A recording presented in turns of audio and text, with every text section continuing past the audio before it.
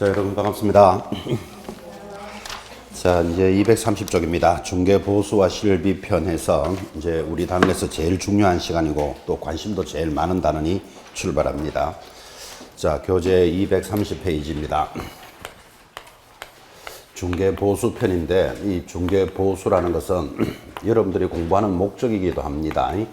물건을 파는 사람 값, 사는 사람 을 사이에 개공사가 중개를 해서 계약이 이루어지면 중개보수를 받게 됩니다. 그래서 보수와 실비 편인데 계산 문제 하나 또 이론 문제 하나 반드시 두 문제가 출제됩니다.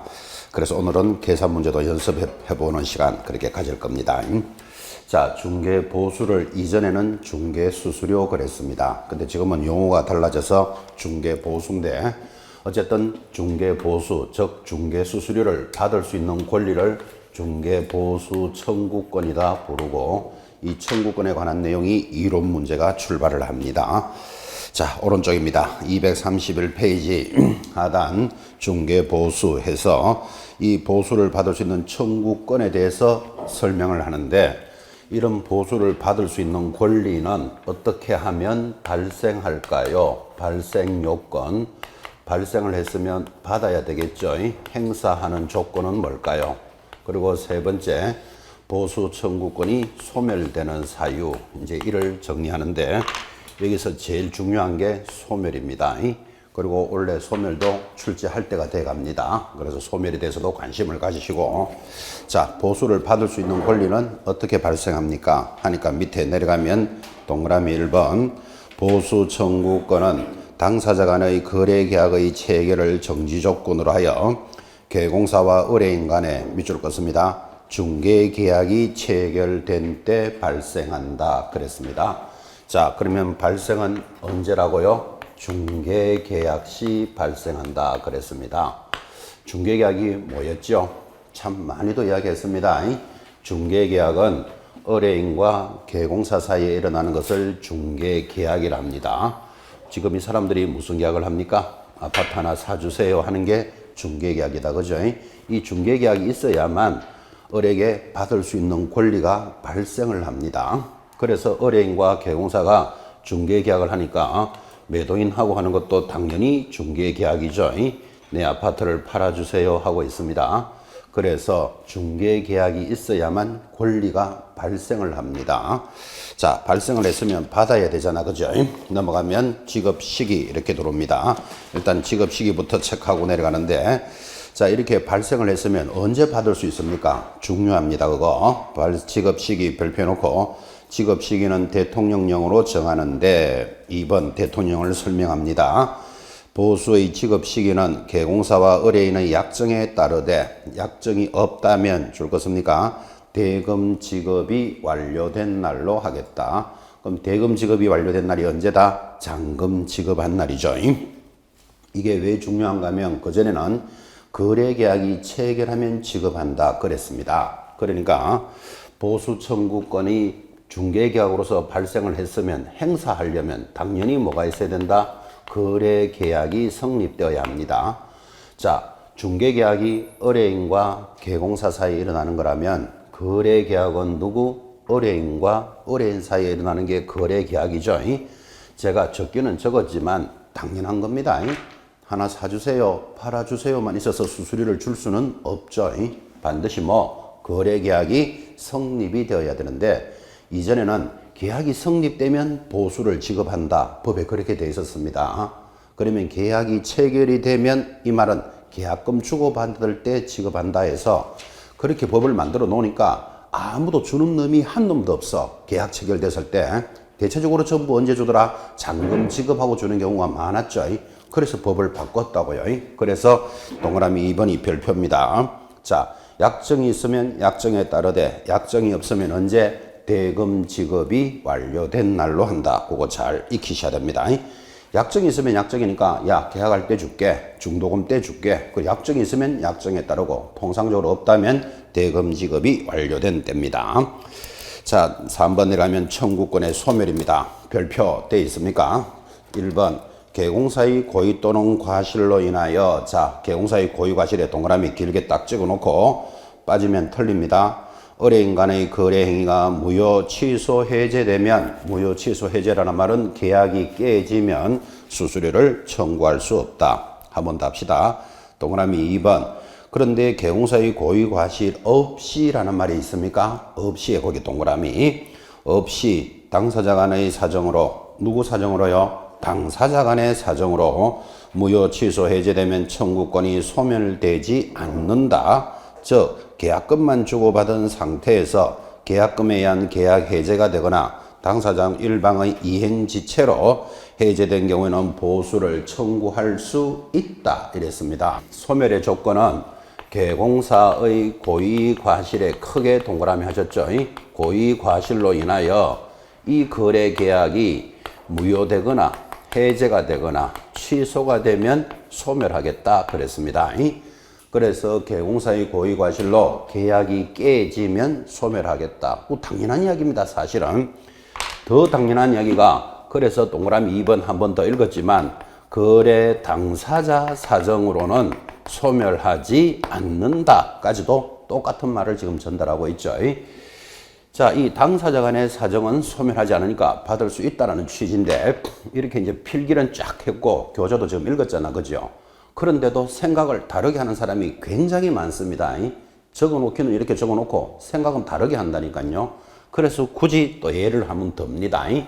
이제 앞으로 이 예는 시험 치는 그날까지 한 100번쯤 듣는다 그랬습니다. 100번이 뭔가 하면 세댁 사건 이런 게 있습니다.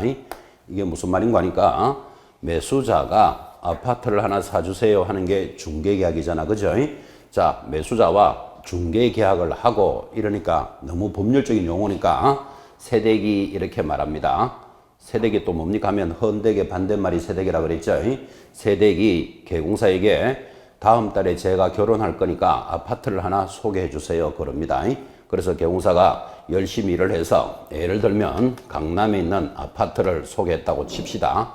뭐 전세계약인가 그래서 1억짜리 아파트를 계약을 하면 계약금 1,000만 원을 지급하면서 계약이 이제 성립이 됐겠죠. 자, 보다시피 중개계약이 있었고 거래계약도 성립했습니다. 그러면 이제 행사하면 되죠. 그런데 세댁이 계약을 하고는 시어머니 될 사람한테 간다 그랬죠. 다음 달에 결혼하면 살려고 아파트를 계약해 놓고 왔습니다. 그러니까 시어머니 깜짝 놀라가지고 3만 원 들고 남산 밑에 가면 촛불 켜놓고 비는 데 있습니다. 거기 가서 물어보니까 이쪽 방향으로 가면 당신 아들이 해롭소 이런 소리를 듣습니다. 누가 해롭다고요? 당신 아들이 해롭소. 그러면 세댁이 갈 수 있다 없다? 세댁은 못 갑니다. 세댁이 해롭소 이러면 시어머니 될 사람 덜 놀란다 그랬잖아, 그죠? 당신 아들은 해롭다 그러면 못 가겠죠. 그러면 세댁이 중도금 지급한다 안 한다? 못하죠. 이사도 못 가는데 잔금도 지급 못하니까 계약금 1,000만 원을 포기하고 계약이 깨지더라도 수수료는 지급해야 된다 안 해야 된다? 해야 한다. 지금 이야기하고 있는 겁니다. 당사자 사정으로는 아까 이행지체라는 말이 지나갔죠. 세댁이 중도금 잔금을 안 내므로써 계약이 지금 깨진 거잖아, 지금 그죠? 지급해야 된다 안 해야 된다? 해야 된다고. 그런데 가만히 보면 그죠? 여러분이 개공사라도 이 세댁은 지금 돈을 1,000만 원 날렸습니다. 그리고 수수료 200만 원 가져오시오. 지금 이래야 되는데 여러분이 세댁이라도 잘 지급하겠다 안 하겠다? 냉정하게 한번 생각해 보시라고요. 여러분이 세댁이라도 1,000만 원 포기하고 수수료 지급하기가 쉽지 않은 이야기죠. 다시 반대로 여러분이 개공사면 이 세댁한테 수수료 받아야 된다 안 받아야 된다? 받아야 된다고. 당사자 사정으로는 소멸하지 않기 때문에 이 정도로 수업을 하는데도 어떤 분이 그러더라고요. 그 세댁한테 받겠습니까? 저한테 묻더라고요. 그래서 원래 시험 되겠습니까? 네, 이런 물어봤습니다. 가르쳐줘도 자기 생각만 하는가 봐. 저거 못 받는다 이렇게 생각하는가 봐. 그죠? 청구할 수 있다. 그래서 받아야 됩니다. 받아놓고 이 세댁이 불쌍하거든 다 돌려주든지 반만 돌려주든지 그건 알아서 하고 일단 당사자 사정으로는 소멸하지 않는다를 익혀놓으셔야 된다. 지금 그 이야기 하는 거예요. 지금은 이야기를 재밌게 하려고 세댁 사건입니다 그랬는데 여기 매도인도 당연히 당사자잖아요. 자, 1억에 팔겠다 하고 계약금 1,000만 원을 받았는데 어떤 사람이 당신 아파트를 2억에 팔아주겠어 그럽니다. 그러면 여러분이 갑이라도 아니다 계약한 대로 1억에 팔 거야 그러겠습니까? 계약을 깨야 되겠습니까? 깨야 되지. 어떻게? 받았던 계약금의 2배를 물려주고 2억에 파는 게 훨씬 낫죠. 그래서 당사자 사정으로 계약이 깨지더라도 수수료는 지급해야 된다, 안 해야 된다? 해야 된다고 당사자 사정으로는 소멸하지 않는다라는 의미를 잘 새기셔야 됩니다. 나중에 문제풀이 등을 할 때 세댁 사건 문제입니다. 이렇게 딱 이야기하면 세댁 사정으로는 소멸하지 않는다. 이 말을 기억하셔야 돼요. 세댁 사건 아시죠? 하니까 헌되게 반대말 해석고 시험에 안 나오는 거 생각하지 말고 그래서 당사자 사정으로는 소멸하지 않는다를 굉장히 강조했습니다. 자, 그럼 이게 이제 출제됐던 문제를 확인 학습합니다. 중개계약이 있으면 발생할 수 있고 거래계약이 성립되면 행사할 수 있다까지 맞죠? 이 거래계약이 무효, 해지, 취소됐습니다. 깨지면 소멸되는 사유이다. OX. X입니다. 뭐가 빠졌죠? 계공사의 고유과실이라는 말이 빠졌잖아요. 지금 그죠? 당사자 사정으로는 소멸하지 않는다니까요. 그래서 지금 교재에 길게 동그라미 한 계공사의 고유과실 그 단어가 빠지면 틀린다고요. 반드시 그 페이지에서 딱 익혀 놓으셔야 됩니다. 그런데 이 동그라미 2번에서 계공사의 고유과실 없이 깨지면 청구할 수 있다. 지금 서투르 이렇게 나갔잖아. 지금 그죠? 거기까지를 익혀 놓으셔야 됩니다. 자, 그렇게 해서 발생, 행사, 소멸을 보면서 이제 얼마를 주길래 이렇게 말이 많을까요? 자, 그래서 우리는 청구권을 받을 수 있는 범위, 수수료를 받을 수 있는 범위는 어떻게 됩니까? 하니까 교재 중개 보수의 계산 해놓고 내려가면 1번 주택의 보수에 대한 요율이다. 제목 찾았습니까? 1번에 제목 길게 줄 쫙 껐습니다. 주택은 이렇게 받고 오른쪽 갑니다. 233페이지 오른쪽 한가운데 2번 주택 외인 보수의 요율 줄 것입니다. 자, 그러면 보수를 받을 수 있는 범위는 법에 이렇게 되어 있습니다. 지금 적혔지만 주택에 대해서는 이렇게 받고 2번 주택 외에 대해서는 이렇게 받겠다라고 법에 정해져 있고 줄을 딱딱 그었죠. 자, 그래놓고 여러분한테 물어봅니다. 주택이 뭘까요? 주택이 뭘까요? 하면 아파트, 빌라, 원룸 그렇게 이야기합니다. 이런 주택은 이렇게 받고 주택 외에는 뭘까요? 상가, 토지, 공장, 식당 이런 것들이 주택 외죠. 자, 그래서 우리 범위는 주택과 주택 외로 되어 있음에도 불구하고 주택과 토지로 구분되어 있다. 여기 또 당하는 학생 나옵니다. 지금 주택과 토지가 아니고 뭐와 뭐 주택이냐 주택 외냐로 되어 있다니까 지금 그죠? 개념을 주의하셔야 됩니다. 그래서 수수료를 받는 범위는 주택과 토지로 구분되어 있다 하면 또 따라가는 학생 나온다니까 지금 그죠? 주택과 주택 외로 되어 있습니다. 자, 그러면 주택은 어떻게 받을까요? 다시 왼쪽으로 와서 밑에 1 국토교통부령 보시면 동그라미 1번 주택에 대한 보수는 쌍방으로부터 각각 받되 일방으로부터 받을 수 있는 한도는 자, 밑줄 껐습니까? 매매 교환은 1000분의 9, 1000분의 9를 0.9%로 합니다.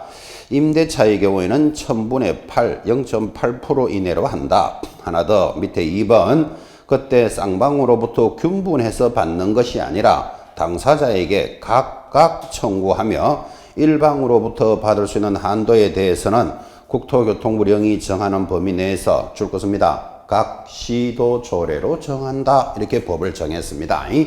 자, 그럼 다시 이제 불러주시기 바랍니다. 주택은 어떻게 받더라고요? 주택은 매매 교환은 0.9%, 임대차는 얼마? 0.8% 범위 내에서 각 시도 조례로 정해라. 이렇게 법을 정해놨습니다. 자, 여기서 이제 여러분이 다시 읽을 것. 그러면 주택은 매매와 임대의 구분이 있구나. 이거부터 차지하시고 그 다음에 0.9, 0.8을 정했으면 여기로 받지 왜 또 시도 조례로 정한다고 정했는가 하면 이런 말을 했죠. 대우 푸르지오 아파트라는 이름도 똑같고 30평짜리 면적도 똑같습니다. 근데 이런 아파트가 서울 강남에 가면 15억 합니다. 30평짜리가. 그런데 강원도에 가면 3억 합니다. 똑같은 이름의 똑같은 면적의 아파트가 왜 강남에서는 15억이고 강원도는 3억일까요? 땅값 때문에 그렇습니다. 그럼 여러분이 생각하더라도 15억짜리를 파나 3억짜리를 거래하나 수수료 200만 원 똑같다. 그러면 뭔가 좀 안 맞잖아 이게 그죠? 그래서 서울 물건은 서울시장이 제일 잘 알 것이고 강원도 물건은 강원도지사가 제일 잘 알 것이니까 이 범위 내에서 각 시도에서 결정해라 이렇게 되어 있습니다. 자, 이해가 되죠? 그렇게 해야 될 이유가 있잖아. 하나는 30억이고 하나는 3억인데도 똑같이 받아라. 그럴 수는 없는 거잖아 지금, 그죠? 그래서 각 시도 조례로 정하니까 주택은 서울시 수수료가 다를 것이고 경기도가 다를 수 있다는 걸 이해하고 계셔야 된다고. 시도 조례로 정하기 때문에. 자, 그래서 이제 오른쪽에 표를 하나 보시면 오른쪽 상단에 보시니까 주택에 대한 보수의 한도에 해놓고 그 제목이 심화학습 이래 되어 있는데 이게 절대로 심화학습이 아니고 참고학습 고쳐놓으시기 바랍니다. 이 표에. 그러니까 이거는 절대로 시험에 안 나오니까 심화 이렇게 적어놓으면 안 되고 이거는 참고다. 왜? 주택에 대한 보수와 요율표로서 갈로 열고 어디 거다? 서울특별시 조례다. 그럼 이건 서울 조례니까 여러분이 서울 물건만 거래한다는 보장이 앞으로 없잖아 지금, 그죠? 강원도 물건도 거래하고 경기도 물건도 거래할 거니까 아, 서울은 이렇게 정했구나 참고로 보는 거지 절대로 이 표를 암기하는 건 아닙니다. 그래서 시험 문제도 오늘도 해보겠지만 계산 문제를 연습할 때는 시도 조례로 정하니까 만약에 5억짜리 아파트를 매매했다. 수수료는 0.4%로 하겠습니다. 이렇게 표를 줍니다. 주는 대로 계산만 하면 되지 이 표를 암기할 필요는 없다. 그죠? 표 보는 연습을 좀 이따 할 거예요. 자, 어쨌든 간에 서울시 조례를 참고로 보시면서 매매는 0.9, 임대는 0.8 범위 내에서 서울시는 그렇게 정했다. 이 말이에요. 이 표가. 그죠? 자, 그러면 이제 주택 외인 물건은 어떻게 됩니까? 주택 외가 뭐라고요? 상가, 토지, 임목, 광업재단, 공장재단 이런 것들이 주택 외죠.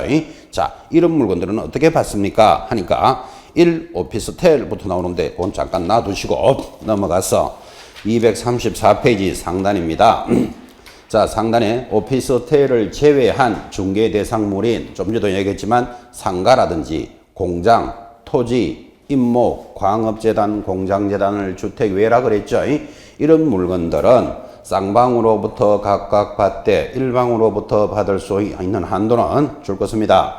매매, 교환, 임대차 모두 1000분의 9 이내에서 바로 밑에 당사자들이 협의한다. 협의의 동그라미 딱 찍습니다.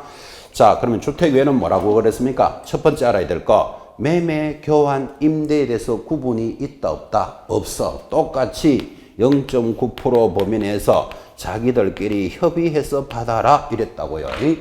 자, 그러면 조문 두 가지는 암기하셔야 됩니다. 주택은 매매는 0.9, 임대는 0.8 범위 내에서 시도 조례로 정하고 주택 외에는 매매, 교환, 임대라는 게 없이 그냥 0.9% 범위 내에서 협의합니다. 그럼 이거를 이렇게 문제 겁니다. 공장을 거래하면 공장은 주택 외잖아, 그죠? 매매는 0.9, 임대는 0.8을 받을 수 있다. 이렇게 올라오면 X입니다. X. 주택 외인 물건에 대해서는 매매, 임대를 구분하지 않습니다. 자, 그럼 주택에는 이렇게 봤는데, 자, 여기 이제 오피스텔이라는 물건이 있습니다. 여러분, 오피스텔은 주택일까요? 주택 외일까요? 애매합니다. 이 오피스텔을 구해가지고 살림 사는 사람도 있습니다. 근데 대체적으로 오피스텔이 업무용인 경우도 많습니다. 자, 그러니까 요즘은 오피스텔을 많이 거래하는데 이게 1가구 2주택 이런 데 해당이 안 된다고. 그래서 이게 사람들이 관심이 많다고요. 그래서 오피스텔을 거래해 놓고는 어떤 사람은 나는 주택으로 계산하겠다. 어떤 사람은 업무용으로 하겠다. 자꾸 서로 분쟁이 생기는 거예요. 그래서 안 되겠다. 오피스텔은 이렇게 받아라. 별도로 정합니다. 그래서 233페이지 뒤로 돌아와서 하단 오피스텔 찾았습니까? 기억. 전용 면적이 85제곱미터 이하이고 85제곱의 동그라미. 두 번째 조건 이안에 줄 것입니다. 상하수도 시설이 갖추어져 있고 전용 입식 부엌, 전용 수세식 화장실, 목욕 시설이 있으면 이 조건이 두 개가 맞으면 이거는 주택인 거예요. 전용 화장실, 수세식이 있으니까. 자, 그러면 이 주택이니까 기억. 매매 교환은 얼마? 1000분의 5, 0.5%죠. 임대차는 1000분의 4. 그래서 주택일 때는 그런데 바로 밑에 동그라미 2번. 전용 면적이 85제곱을 초과하거나 부엌, 화장실, 목욕 등 어느 시설 하나를 갖추지 못했다면 이걸 뭘로 본다? 업무용으로 보겠다는 뜻이겠죠. 0.9% 범위 내에서 개공사와 의뢰인이 협의합니다. 자, 법조문은 불러드렸으니까 오피스텔은 얼마라고요? 85제곱미터 이하이고 85제곱이 우리말로 하면 25평입니다. 25평 이하이고 전용 수세식 화장실 부엌이 있으면 이렇게 나가면 요거는 주택으로 보는 거예요. 그러니까 요거는 매매는 얼마? 0.5%, 임대는 얼마? 0.4%를 받는데, 자, 이제 이 범위를 초과하면 업무용이니까 그거는 0.9% 범위내에서 자기들끼리 협의한다. 이렇게 체크를 한 거예요. 결코 어렵지 않는 내용이죠. 그런데 수수료에 관련되는 법조문은 요 세 가지는 무조건 암기해 놓으셔야 됩니다. 자, 다시 오피스텔이 85제곱 이하이고 전용 수세식 화장실이 반드시 조건이 두 개 딱 있어야 됩니다. 그래야지 이걸 주택으로 봐서 매매는 얼마? 0.5%. 왜 0.5죠? 오피스텔이니까. 그래서 5를 기억해 놓으셔야 돼. 그러면 임대는 얼마? 0.4 따라오겠죠. 그죠? 그렇게 해서 범위를 보고 계십니다. 자, 이렇게 보고도 계산 문제 다르게도 하겠지만 오피스텔 연습 한번 해봅시다. 뻔히 보고도 당합니다. 필기는 하지 마시고 60제곱미터 오피스텔이 있습니다. 60제곱미터는 18평짜리입니다. 오피스텔을 3억에 여러분들은 사고 팔았다. 매매했습니다. 그러면 개공사가 받을 수 있는 수수료는 얼마입니까? 얼마?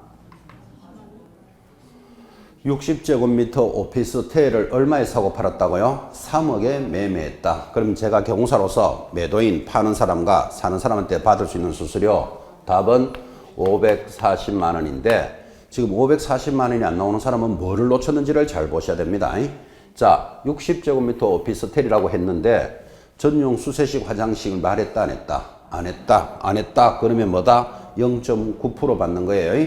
그럼 3억에 0.9%, 39, 27, 270만 원 둘 다 받으면 540이죠.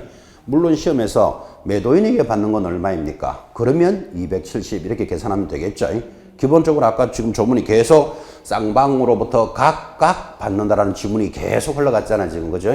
그래서 지금 540을 못 찾아내시는 분은 내가 뭐를 놓쳤는지를 고민해 놓으셔야 됩니다. 자, 그리고는 이제 233페이지 그 서울 조례를 보시면서 지금부터 수수료 계산 연습을 합니다. 뭐 크게 필기는 안 하셔도 됩니다.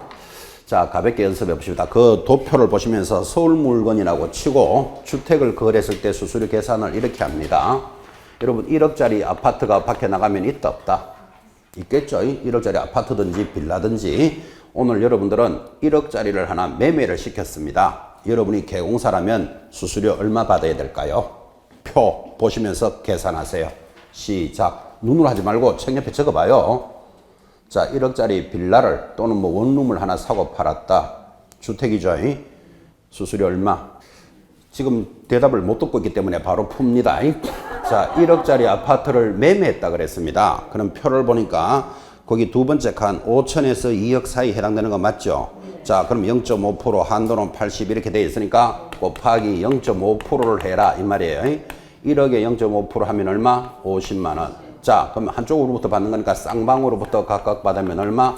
100만 원. 지금 100만 원을 이야기 못 하시는 분은 뭔가를 놓치고 있는 겁니다. 수수료 계산을 정확하게 보시라는 뜻입니다. 하나 더 해봐야 되죠. 1억 9천짜리 뭐 빌라를 거래했습니다. 아파트라고 합시다. 1억 9천짜리 아파트를 매매했다. 수수료 계산하시오. 표를 보면서 얼마? 160. 또 한 사람. 자, 대충 계산하셨으니까 또 연습합니다. 1억 9천짜리 아파트를 매매했다. 표를 보니까 역시 5천에서 2억 사이 두 번째 칸 맞습니까?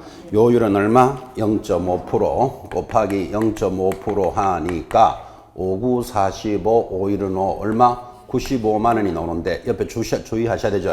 뭐가 있다? 한도가 있죠. 그러면 한도까지만 받아라. 요거를 주의하셔야 된다고. 자, 그러면 둘 다 받으면 얼마? 160만 원이니까 160을 계산 못하신 분은 지금 뭘 놓쳤는지를 체크하셔야 됩니다. 즉 한도가 있으면 한도를 주의해야 된다. 하나 더 합시다. 4억짜리 아파트 있다 없다? 당연히 있겠죠. 자, 4억짜리를 매매하고 왔습니다. 수수료 얼마입니까? 눈으로 하지 말고 꼭 계산 한번 해보셔야 됩니다. 4억짜리. 자, 4억이면 역시 거기 세 번째 칸 2억에서 6억 사이 맞습니까? 거기 얼마? 0.4%다 그죠? 0.4% 하니까 4, 46, 160만 원인데 이제 한도는 없죠. 둘 다 받으면 얼마? 320만 원이다. 이렇게 계산을 해야 됩니다. 이제 하나 남았습니다. 자, 10억짜리 아파트 밖에 가면 있다 없다? 있습니다. 생각 못한 사람은 자기가 이런 데 안 살아봤거나 구경도 못한 사람입니다. 자, 10억짜리 아파트를 오늘 매매했다. 수수료 얼마? 표 보시면서 계산하시오. 자, 10억짜리 아파트를 매매했다 그랬습니다. 10억짜리 밖에 나가면 아파트 있죠. 자, 그런데 표에는 지금 있다 없다? 표가 없잖아. 6억에서 9억까지만 돼 있잖아. 매매는 지금, 그죠? 그러면 표는 없는데 아파트는 10억짜리가 있잖아요. 그러니까 표를 만들 때 10억, 11억, 12억, 13억, 15억, 30억 다 만들 수가 없잖아, 지금, 그죠? 그래서 표는 얼마까지 만들어 놨다? 9억까지 만들어 놓고 그 표 제일 밑에 보시면 이런 말을 달아놨죠. 매매가가 9억 이상이면 0.9% 인해서 임대차는 6억 이상이면, 왜 6억 이상 표가 없으니까 6억 이상이면 0.8% 범위 내에서 서로 협의해서 결정해라. 그러니까 이렇게 되는 거죠. 10억짜리 아파트는 밖에 나가면 있는데 표는 지금 9억까지만 만들어 놨잖아. 그죠? 그러면 이제 법 조문을 봐야 돼. 매매는 얼마? 0.9. 임대는 0.8이니까 0.9% 범위 내에서 협의하는 거예요. 그럼 10억에서 0.9%면 얼마? 900만 원. 둘 다 받으면 얼마? 1,800인데 지금 1,800으로 대답하신 분도 틀린 사람이에요. 왜 그런가 하면 0.9% 범위 내에서 받아라 그랬으니까 0.1%를 해도 되는 거잖아, 일단은. 그죠? 그러면 100만 원. 둘 다 받으면 200만 원인데 만약에 개공사가 10억짜리 아파트를 거래하면서 0.9% 범위 내에서 받아라 그러니까 0.1로 계산해 놓고 이제 좀 올립시다. 이거 올라갈까요? 안 올라갈까요? 절대 안 올라갑니다. 0.1로 계산한 사람은 집안에 우환이 있습니다. 우환. 일단은 0.9로 해놓고 비싸다. 그러면 0.8 해줄게, 7 해줄게는 가능하겠죠. 그러면 결국은 1,800만 원이 아니고 이내에서 받는다라고 대답해야 된다고. 물론 1,800이 꼭 틀린 건 아니지만, 그죠? 자, 그러면 10억짜리 아파트를 거래했습니다. 매매했을 때 수수료가 얼마입니까? 하면 1,800만 원 이내에서 받는다. 이렇게 대답을 해야 정답이다. 그 말이에요. 그죠? 개념을 잡으셨죠? 제가 우리 강남의 졸업생들한테 물어봤어요. 강남에 20억짜리 이런 아파트들이 많은데 이거 수수료 얼마 받습니까? 제가 이렇게 물으니까 우리 졸업생이 저보고 이러더라고요. 7% 받습니다. 그래요. 제가 딱 알아듣죠. 20억짜리 같으면 7%, 27, 24, 1,400만 원 정도를 받는데 그 시장에 형성된 가격이 대체적으로 뭐 7에서 6.5까지 받는다 그러더라고요. 그러면 0.9% 범위 내에서 받는 거 맞죠? 그래서 정상적으로 돌아간다 이렇게 받는데, 근데 학생은 7% 받습니다. 그렇게 이야기해도 선생은 바로 알아듣습니다. 7%가 아니고 0.7입니다. 20억에 7%면 1억 4천 받습니다. 1억 4천. 근데 시장에서는 그렇게 말한다고. 7%, 6.5에서 7% 받습니다. 저한테 이렇게 이야기 하더라고요. 그래도 선생은 바로 알아듣는다고요. 대략 0.7 정도 받는구나. 요 시장의 역할이 그렇게 돼 가는 거예요. 그죠? 0.9% 범위 내에서 받는 건 맞죠? 그래서 현실적인 모습도 이해해 놓으셔야 됩니다. 자, 계산 문제 4개를 하면서 뭐를 배우신지 아시겠습니까? 수수료는 주어진 가격의 요율은 법에서 준다 그랬습니다. 0.5% 해서 2명에게 받습니다. 한도가 있으면 한도의 범위 내에서만 받아야 됩니다. 한도가 없으면 그대로 받으면 되고, 그 다음에 다행히 표에 있으면 표대로 따라가면 되는데 만약에 시험은 주어졌는데 30억짜리 아파트를 매매했다 이래놓고 표가 없다니까 지금, 그죠? 표가 없으면 문제 잘못 냈습니까를 생각하는 게 아니고 법 조문을 기억해 놓으셔야 돼요. 매매는 얼마? 0.9, 임대는 0.8 범위 내에서 각 시도 조례로 결정을 합니다.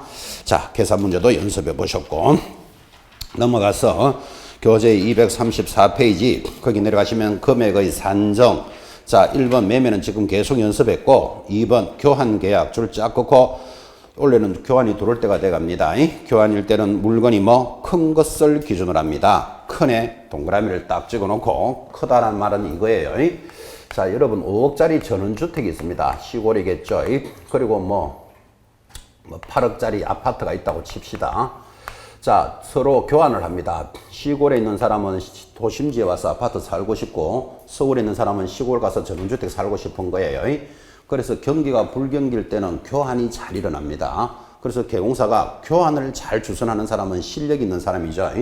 자기 주택을 하나 팔고 아파트를 삽니다. 이 사람도 자기 아파트 팔고 사는 게 교환인데, 자, 그럼 5억과 8억짜리를 1대1로 교환할 수는 없으니까 보충금을 3억을 보태서 교환이 일어나면 수수료는 어떻게 받느냐? 5억으로 받는다. 8억으로 받는다. 합쳐서 13억으로 받는다. 나누기 2해서 6.5억으로 받는다. 객관식 문제 쫙 냅니다. 지금 교환은 뭐라고 했죠? 큰 것을 기준으로 한다. 8억으로 계산하고 보충금은 계산한다 하지 않는다? 하지 않습니다.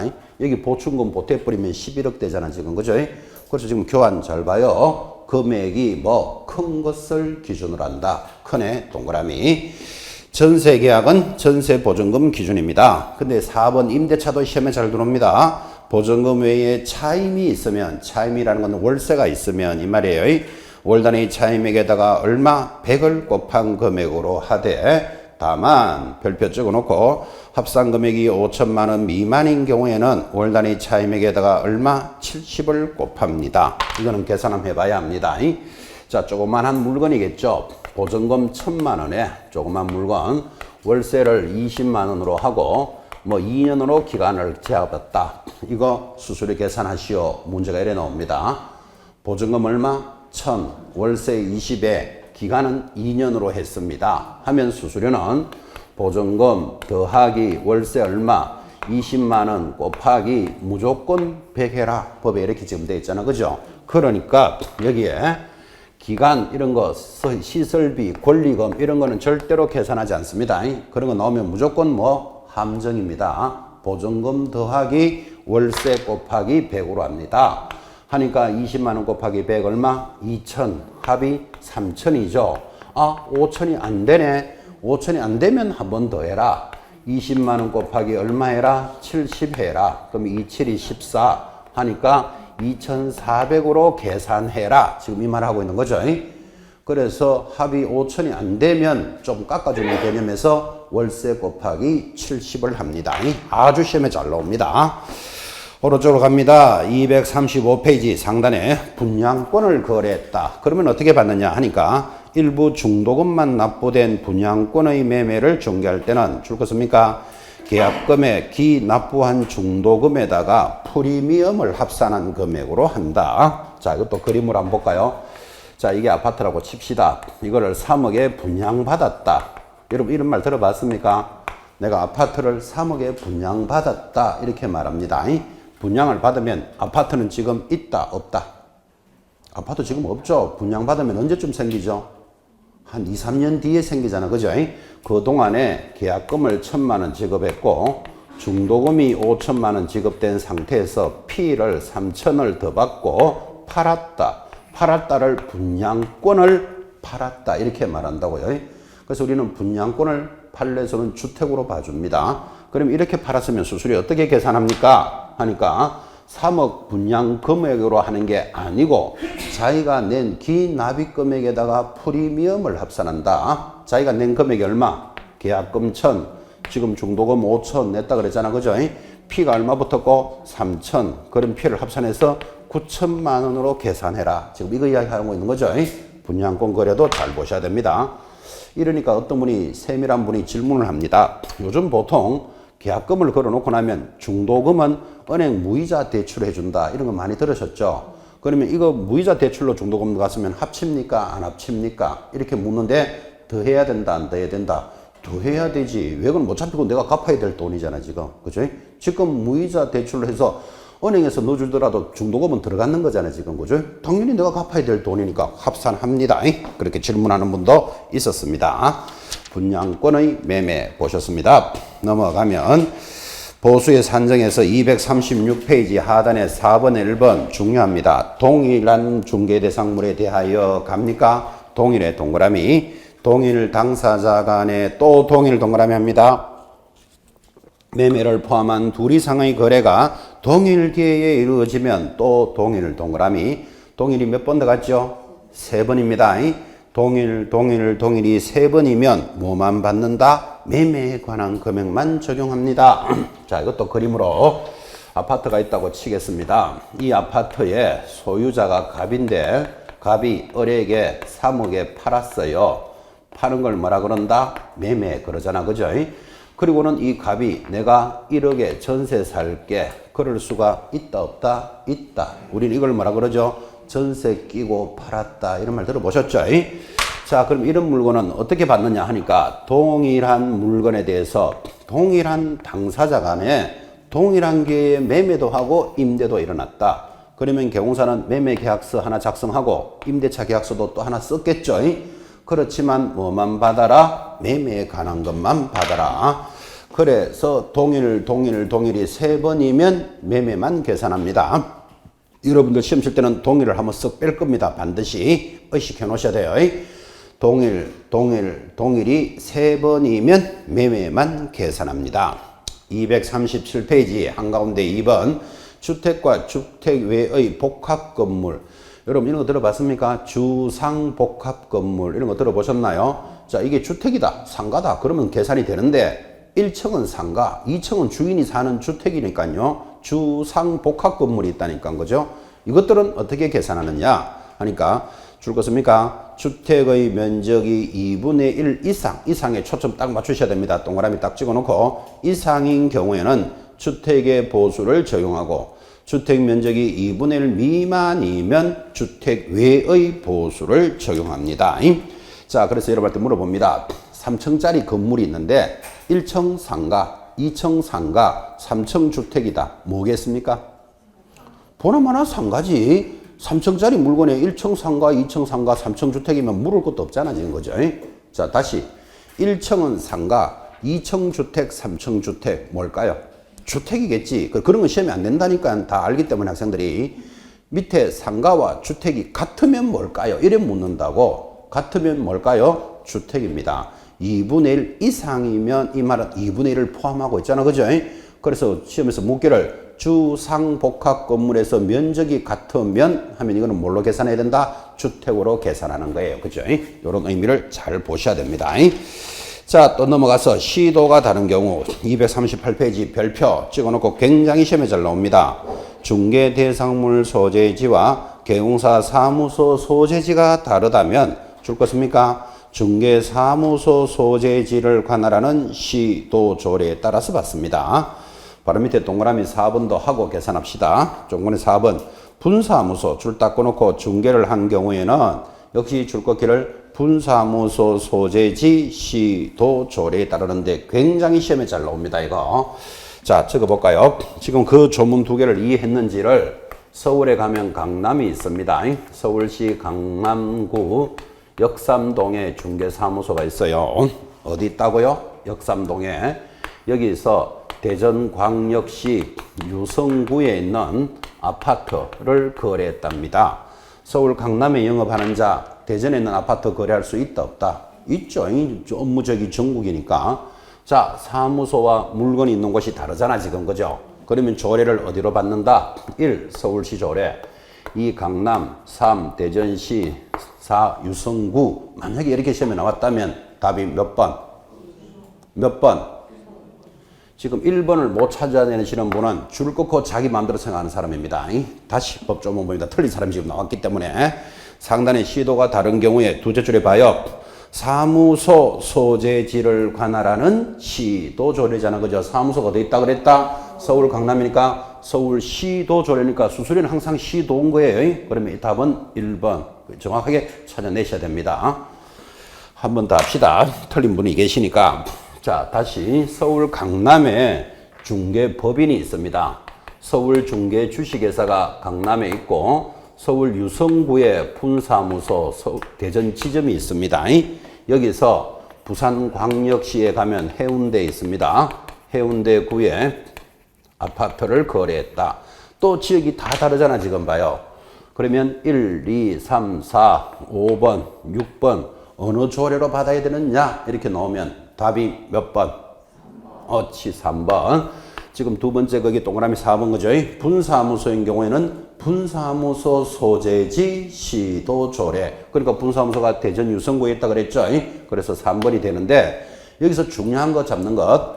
분사무소는 전부 주된 사무소를 따라가는데 수수료만 자기 지역을 따라가요. 이게. 그래서 이건 독특하게 기억하셔야 돼요. 그래서 여러분하고 내내 수업할 때 지점에 관련되는 내용은 전부 본점에서 처리한다. 이렇게 계속 공부하셨잖아. 그죠? 딱 하나만 자기 지역을 따라가는 거예요. 어디? 중개보수는 분사무소 소재지 시도조례입니다. 그래서 답이 3번이 나왔었어야 지금 줄 건 것을 이해하는 겁니다. 자, 여기까지가 이제 중개보수였다면 오른쪽에 239페이지 실비도 가끔은 출제합니다. 근데 중개보수보다는 중요성은 떨어지지만 자, 일단 실비는 무엇입니까? 하니까 1번 실비의 종류 찾았습니까? 실비는 두 가지가 있어요. 개공사는 의뢰인으로부터 물건의 권리관계 등의 확인, 권리 앞에 1번 달아놓기 바랍니다. 1. 권리관계. 그 다음 바로 밑에 옆에 계약금 등의 반환 채무 앞에 2번 달아놓고 이 두 가지 실비를 받을 수 있다. 그 실비는 두 종류예요. 자, 그러면 이것에 대해서 시험에 나올 수 있는 건 딱 하나밖에 없습니다. 그냥 넘기시면 240페이지 실비의 청구입니다. 자, 시험에서 나올 수 있는 것 정합니다. 동그라미 2번. 중개대상물의 다시 동그라미 권리관계 등의 확인, 권리관계에 동그라미 놓고 소요되는 비용은 영수증 등을 첨부하여 줄 걸까요? 매도, 임대, 그 밖의 권리를 이전하는 의뢰인에게 청구합니다. 이전 동그라미. 바로 밑에 3번 계약금 등의 반환 채무 밑줄 딱 꺼놓고 매수, 임차, 그 밖의 권리를 취득하는 의뢰인 취득의 동그라미. 그것만 시험에 나온다고요. 자, 다시 이렇게 확인합니다. 권리관계라는 게 이거죠. 여러분 아파트를 팔아주시오, 사주시오라고 오면 개공사가 이 아파트에 대해서 등기부등본, 토지대장 이런 거 한번 떼봐야 되겠죠. 그래서 이런 걸 떼보는 걸 뭐라 그런다? 권리관계를 확인하는 비용이라고요. 그 권리관계의 비용은 누구한테 청구한다? 권리를 이전하는 자. 이전하는 자가 누구다? 매도인, 임대인에게 청구합니다. 그 물건을 가지고 있는 자한테 청구한다고요. 그 다음 지난주에 공부하셨죠? 계약금 등의 반환 채무, 가등기를 활용할 수도 있다 하면서 계약금, 중도금, 잔금을 믿을 수 있는 자에게 맡긴다. 들어보셨습니까? 그때 믿을 수 있는 자가 개공사 또는 그 다음에 개공은 신체를 보전한다. 대통령령이 정하는 자가 있죠. 자, 이 사람들 이름으로 맡길 수 있는데 개공사 이름으로 맡겼다면 보증보험에 가입을 하고 이 돈을 안전하게 관리해야 된다 그랬잖아. 그죠? 그러면 보증보험에 가입하면 경비가 들어간다니까요. 그 경비는 누가 부담한다? 일의 의뢰의 돈을 부담하니까 권리를 취득하는 자가 부담한다. 지금 그렇게 동그라미 하신 거죠. 요 이전과 취득을 반대로 돌려서 문제 냅니다. 그리고 이건 더 이상 나올 문제가 없기 때문에 개념을 딱 잡습니다. 자, 다시. 권리관계 확인의 비용은 누구에게? 권리를 이전하는 자. 계약금 등의 반환 채무는 누구? 취득하는 자. 그것만 정리한다고요. 현장에서 사실은 현실적이지는 못하죠. 여러분이 그렇잖아요. 이게 10억짜리 아파트다. 그럼 10억짜리에 대해서 지금 계산했던 중개보수를 받으면 족하지. 여기 갑한테 가서 등기부등본 토지대장 떼는 값 3,500원 주시오. 이렇게 청구할 일이 거의 없죠. 현실적으로는 잘 안 맞다니까. 그죠? 그렇지만 여러분들이 이 수업을 배우고 알고서 안 받는 것하고 몰라서 안 받는 건 달라요.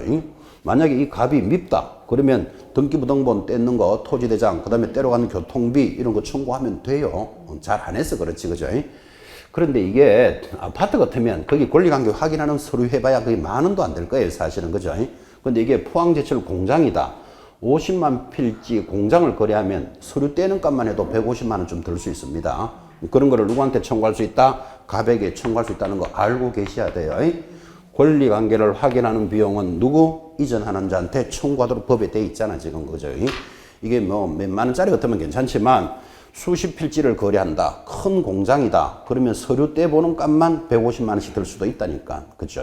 그래서 이런 개념을 실무에서 연결하셔야 됩니다. 자, 보수 청구권의 이론 문제, 발생 행사, 소멸, 범위 이렇게 공부하시면서 오늘 계산 문제까지 정리를 하셨으니까 반드시 자존심을 걸고 보수는 정리하셔야 됩니다. 보수에 대한 내용이었답니다. 넘어가서 협회 출발하죠. 교재 244페이지 펴놓고 10분 쉬었다가 협회 정리합시다.